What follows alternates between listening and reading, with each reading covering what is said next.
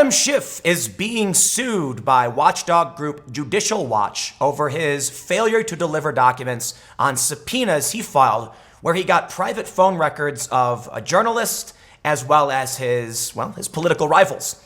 So I'll give a quick shout out to Judicial Watch for filing this suit to actually challenge what I believe to be a corrupt act. Adam Schiff claims he didn't actually subpoena the journalists or Nunes. It was about subpoenaing numbers. But for those that aren't familiar with what happened, Adam Schiff released a report, or I should say the House Democrats, the Intelligence Committee, released a report, their assessment of impeachment before it went to the Judiciary Committee. In this report, they had private phone records of an American journalist, a private citizen, accused of no wrongdoing, as well as Devin Nunes, who is Adam Schiff's chief political opponent in the impeachment process. As far as I can tell, this is an extreme abuse of power, and I get it. That's just my opinion. But I'll tell you what. John Solomon, a journalist, whether you like him or not, did no wrong. There's no wrongdoing there. There's no criminal act. And even if Schiff accidentally came about the private information of this man, he should not have published it. Judicial Watch wants to know what happened. And so when they requested these documents, saying that they have a right to it, it's in the public interest, they did not receive them. So they're now suing Adam Schiff. But there's a little bit more to this story. We also have, moving from here, FISA courts are furious over the other abuses of power. So I figure, if we're going to talk about what I feel is one of the most egregious abuses of power, let's talk about the FISA courts and a new poll from Rasmussen showing most Americans think this is an abuse of power, the impeachment process. And then I want to look at some polls pertaining to the aftermath. Admittedly, things are slowing down for the holidays, but I will be here working. So let's get started with this story from the Epoch Times. Judicial Watch sues Schiff for documents related to release of Giuliani Nunes call records. I do want to point one thing out, though. The media has smeared Epoch Times, NBC News particularly, their reporting on this story. The media has also claimed that Judicial Watch is irresponsible in how they go about publishing information, though they are a nonprofit. Yet filing requests for government documents and releasing them is what journalists are supposed to do. And when you see BuzzFeed do this, they all get praised. But Judicial Watch, no, they get accused of being biased or of wrongdoing. The reality is, for some reason, well, no, not for some reason, these watchdog groups and these left-wing fact-checking organizations and news view themselves as the default and as always being correct. But if someone on the right does the exact same thing, all of a sudden, oh heavens. But let's take a look at what's going on with this story. They say, Judicial Watch said on Friday that it had filed a lawsuit against Rep. Adam Schiff and the House Intelligence Committee for subpoenas and other documents requested by the government watchdog. The documents relate to the release of phone records of President Donald Trump's personal attorney, Rudy Giuliani, Rep. Devin Nunes, and other Americans earlier this month. The government watchdog said it filed the suit in federal court after it received no response to a record request sent on December 6th, seeking all subpoenas issued by the Intelligence Committee on any telecommunications provider, including, but not limited to, AT&T Inc., for records of telephone calls of any individuals and any responses received in the course of issuing the subpoenas. Now, I want to stop right here, and I'll make a point. I don't understand where the left is, where the Democrats are in complaining about the FISA court abuses. You know, for those that aren't familiar with that story, around 17 accidents or mistakes. We have the fact that Carter Page was actually working with the U.S. government, but was accused of working against the U.S. government. The left used to challenging the security apparatus in the United States, challenging these powers. But as soon as they can wield them, all of a sudden, mum's the word, no one says anything.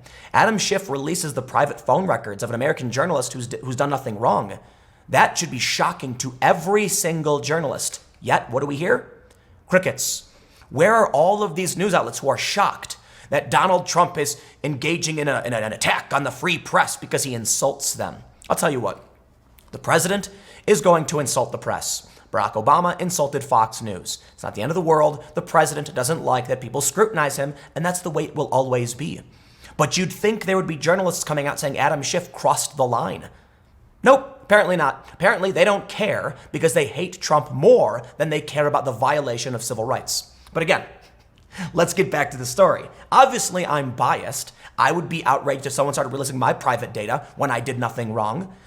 But I guess they don't care because it's their side doing it, right?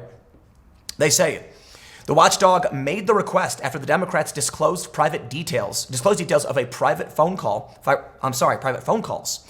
including the time of day and duration of each conversation of Nunes, Republican committee staff members, 2 of President Donald Trump's personal attorneys, including Giuliani, and an investigative journalist, John Solomon, in their impeachment report. The report shows dozens of call records in the April 10 to 24 timeframe, including calls between one of the president's personal attorneys, Rudy Giuliani, and Nunes. The records reflect several conversations between investigative journalist John Solomon and Lev Parnas, an associate of Giuliani. Parnas also spoke with Nunes and Giuliani, the records show. The logs also feature calls between Giuliani and White House, among others. You see, what Adam Schiff did when he published these records was essentially a guilt by association. Because Lev Parnas has been indicted, all he has to do is show that they talked to him and then make it seem like, aha, they're in cahoots together. And that's actually what Adam Schiff said. Now, here's the important point. Adam Schiff denies they actually subpoenaed Nunes. He says this: "It's very important to point out we did not subpoena Devin Nunes' call records. We did not subpoena any journalists' call records. And that is simply false information being pushed by the president's allies." No, you did subpoena their call records because you targeted phone numbers that got their call records. You see, I get it. We'll play semantics. They didn't look up the name John Solomon and then say, give me his phone records. No, they had phone numbers. And they said, let me get the records of these phone numbers. And perhaps the phone numbers were of Lev Parnas. But the reality is, as far as I know, they didn't know whose phone records these actually were. But more importantly, I'm not going to take Adam Schiff's word for it. Judicial Watch requested these documents. Adam Schiff should supply them. Thus, he is being sued. I don't care who you are. I don't care if you're a Republican or a Democrat. If you're going to abuse the system in this way, then don't be surprised when someone files a request for documents and then sues you. They say, Judicial Watch argued in their court filing that it was critically important to seek the records because the committee's subpoenas were issued without any lawful basis and violated the rights of numerous private citizens. It added that obtaining the requested records would provide the public information about how the subpoenas were issued. Quote, Adam Schiff abused his power to secretly subpoena and then publish the private phone records in potential violation of the law of innocent Americans. What else is Mr. Schiff hiding? Perhaps nothing. Perhaps Schiff is on the level. However, as a public official, I believe it's fair to say, we have a right to know how it came to be that a government actor, with for no legislative reason, this is an investigative reason, not a legislative reason, subpoenaed the phone records of private citizens and published them. Now, and I'll tell you this too, if your argument is that Schiff has a right to do it, why did he publish them? If he's going to argue, I didn't actually subpoena the records of a journalist, why did you publish them? It doesn't make sense. He says, this is Tom Fitton, Schiff and his committee ran roughshod over the rule of law in pursuit of the abusive impeachment of President Trump. This lawsuit serves as a reminder that Congressman Schiff and Congress are not above the law. They say the Democrats' move to disclose the details of phone calls received widespread criticism because the phone conversations were considered sensitive, in particular, Nunes' phone records. Nunes is the ranking member of the House Intelligence Committee. In a statement, Nunes called the Democrats' move a gross abuse of power, but added that it was characteristic of the way Schiff has run the impeachment inquiry. He's going to need a long rehabilitation period when this is over, Nunes said. Schiff's communication director did not immediately respond to a request for comment. Well, look, Schiff and others have been accused of abuse of power. I say this not because I actually, hold on. I think he did abuse his power. I think Trump didn't, although I think Trump is arrogant and I think what Trump did was borderline inappropriate. As more details come out, I'm beginning to think it's a whole lot of a nothing burger when it comes to Ukraine. But they want to sling mud and say Trump abused his power. Well, Schiff literally did. You can't, as a government actor, just go and dig up private information on people and publish it for no reason, no criminal wrongdoing, nothing, just for political expediency. That needs to be called out. Well, they've been calling it out. Republicans say Adam Schiff smeared Devin Nunes and reporter John Solomon, and this is a story from earlier in the month. But here's what I find so funny. Take a look at this story from Fox News. Adam Schiff says it's hard to be sympathetic to Carter Page amid FISA abuse revelations. Well, I think it's hard for him to be sympathetic to Carter Page because he literally abuses people's privacy rights, much in a similar way Carter Page's rights were abused when it comes to FISA. Now, Adam Schiff says, it's because Carter Page lied. In reality, for those that don't know, Carter Page was actually providing information to the CIA. That's the big controversy here. The FBI got a subpoena against him, accusing him of being a foreign agent when in fact he was helping America. And now I'm going to turn to Rasmussen, although I do think it's a bit unfair to use a single poll, especially for Rasmussen, who have been accused of being biased towards the president. I will say this. I'll use the poll. I think it's interesting. Take it with a grain of salt because of the accusations of bias, but I will counter by saying Rasmussen was actually very accurate in their polling assessment for 2016. So some people don't like them because their polls tend to favor the president. It doesn't mean they're wrong. And here's what they find. 51% agree. Impeachment is abuse of power by Democrats. So I know we started with Schiff. He's being sued. I think that's the most important bit of information here. But as we move on, we can see that there is concern among a widespread portion of the population that the Democrats are abusing their power. I mean, you look at what happened with the FBI and FISA and Russiagate in the investigation, things the Democrats wanted and the media were cheerleading turned out to be fake. And now we're dealing with Ukraine-gate and we're dealing with, publishing of private phone records. I think we are seeing substantial abuse of power. But it's not just me. Rasmussen finds many people agree. Check it out. They say this. The latest Rasmussen reports national telephone and online survey finds that 51% of likely U.S. voters agree with Trump's statement in a letter to the U.S. House of Representatives before the vote, quote, "This impeachment represents an unprecedented and unconstitutional abuse of power by Democrat lawmakers, unequaled in nearly 2.5 centuries of American legislative history." Similarly, 48% agree with House Speaker Nancy Pelosi when she said, "Our democracy is what is at stake. The president has engaged in abuse of power, undermining our national security and jeopardizing the integrity of our elections." They say nearly as many, 46%, disagree with Pelosi, compared to 40% who disagree with Trump. It is important to note that Rasmussen reports did not identify the source of the statement in either question. Now, this is good news for the president, that the slight majority believes the Democrats are abusing their power. And I think that's why they've highlighted they didn't tell people it was Trump who said this. But in the end, we can see there's still a very divided population. Around half of all people, polled think Nancy Pelosi is right, that Trump abused his power, and slightly more believe that it's the Democrats abusing their power. The reason this is significant, noting again, Rasmussen tends to be favorable towards the president, take it with a grain of salt, is that polls have been flipping in favor of Trump since the impeachment process started. The reason why I think this is likely to be accurate is because we can see from the Real Clear Politics average, most Americans now oppose the impeachment and removal of President Donald Trump. So even though this is just Rasmussen, I know, not an aggregate, it stands to reason that with polls swinging this direction, there's probably going to be a lot of Americans who think the Democrats are abusing their power. And you know what? Even the FISA courts are now furious over what happened. I'm not going to sit here and play a game and say that the FBI and Democrats walk in lockstep. I think it's fair to point out there's probably a lot of FBI agents who like Trump. There's a culture war. But it's also fair to point out Democrats championed the abuse of power by the FBI. They abused power themselves in Adam Schiff's case. And now, they had the media on their side the whole time. FISA court investigating FBI warrant applications. The Foreign Intelligence Surveillance Act court that approved FBI surveillance of former Trump campaign aide Carter Page is now investigating other applications it's received from one of the agency's attorneys accused of making an inappropriate change to the Page application. The review, which was announced in an order released Friday, hints at a comprehensive effort by the secretive court to reevaluate surveillance after the Justice Department's Inspector General report found errors in the Page application process. I'm not going to tell you it's happening.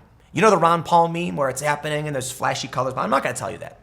I'm not going to pretend like this is the final moment and we're now seeing the floodgates open and Obama is going to get busted. I don't think that's what's going to happen. Nor do I think Obama is nearly as involved as many people think he is. I think what we're seeing is that there are some things coming out. With the IG report, it wasn't as big as many people on the right were expecting it to be, but it was still big enough. Even James Comey had to come out and admit it. The media now coming out and admitting there was FISA abuse, and they mocked Devin Nunes when the FISA abuse, was first reported on. Well, now they're forced to admit it. Is it the biggest bombshell in the world? No, but it is fairly decent.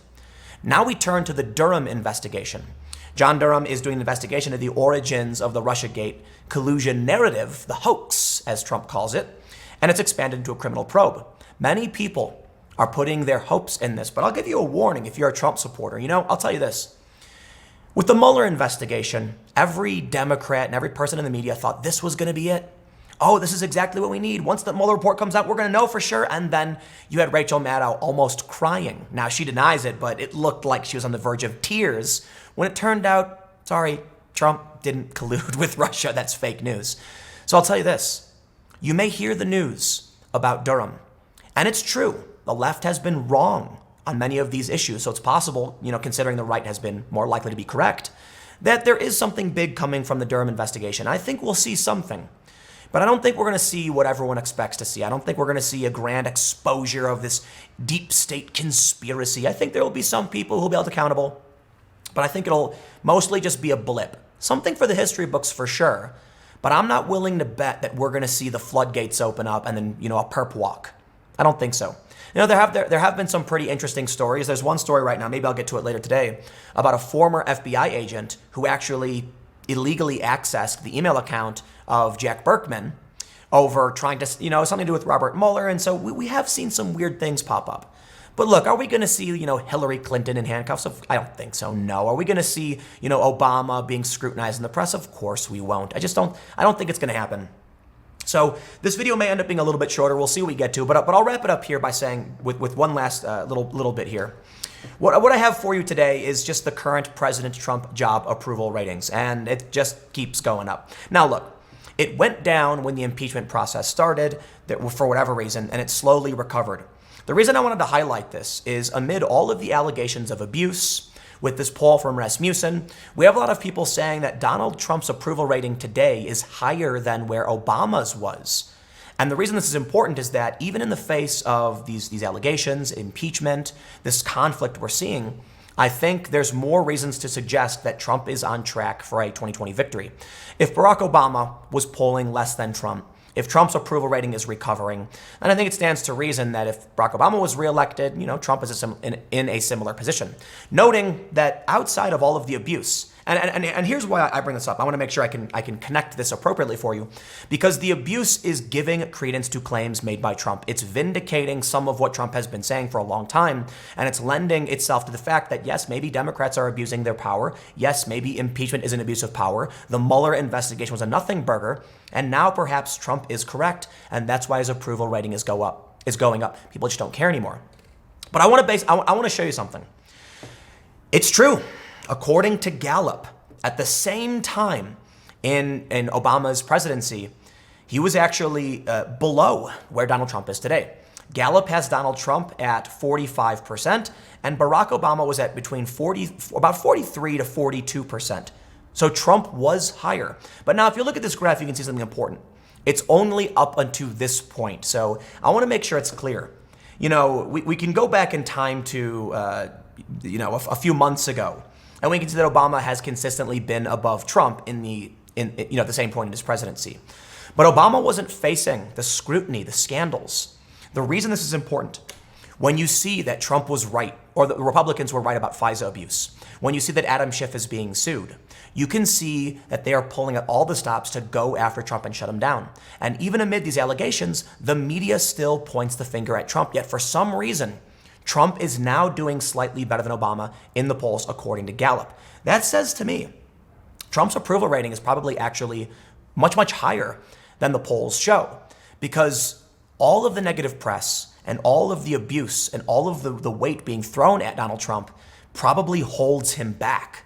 So if you were to get rid of this stuff, if you're to look at what's going on with FISA courts, and you're looking at what Adam Schiff is doing, and sort of vindication that Trump is experiencing, I think it stands to reason if all of that was gone, Trump's approval rating would be much higher than Obama's.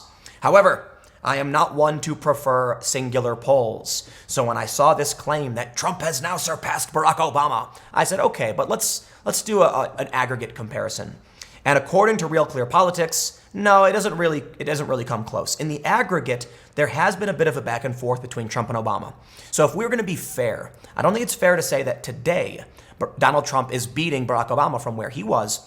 But I do think it's fair to say that Obama saw a massive downturn around the same time, and Trump has surpassed him at various moments. But it's a bit of a back and forth. It's not fair to say, in my opinion, that Trump is beating Obama. But Trump has remained stable. What we're really seeing is that at a certain point in Obama's presidency, his approval rating started to drop by a lot. Donald Trump's approval rating has actually been fairly stagnant. And it's not necessarily a good or bad thing. We've seen it drop and then recover, drop and then recover, and then that just kind of spikes up and down. That's true for many other presidents. I think what's really significant here is that Donald Trump has been fighting a negative portrayal from the press for so long that we're seeing his approval rating slowly climb, where the inverse was true for Obama, who had actually a lot of positive press coverage, or I should say substantially less negative coverage. And if we go back, okay, now it's not going to load. If we go back, you can actually see that Obama was going down over time. So think about that. It's an inversion. Over time, Obama's approval rating dropped from around 65%, floating down to where it's at now, being around even with Trump. If you wanted to make a gamble, you could say maybe it's a mirror image. And now we're going to see Trump's approval rating start going up a lot more, especially when the Durham report comes out with the FISA abuse allegations. Maybe people start, thinking, well, actually, let me stop. You got to admit, whether you like the guy or not, Trump's got an attitude problem. He does. Some people like the fact that he's boastful and arrogant and, a nasty dude, calls women horseface. But that's gonna play against him. But what I think it is fair to say is that Obama, for whatever reason, well, no, let me stop and say this. Obama's presidency was very different from Trump's. But the main takeaway from this is that Obama saw a massive downturn and Trump actually saw pretty stable numbers. So I don't think it's necessarily that significant. But I do think it lends itself to say, for another reason, Trump's going to be reelected. I'll leave it there. Stick around. I got more segments coming up at youtube.com/TimCastNews starting at 6 p.m. I just told you Timcast News. Thanks for hanging out. I will see you all there.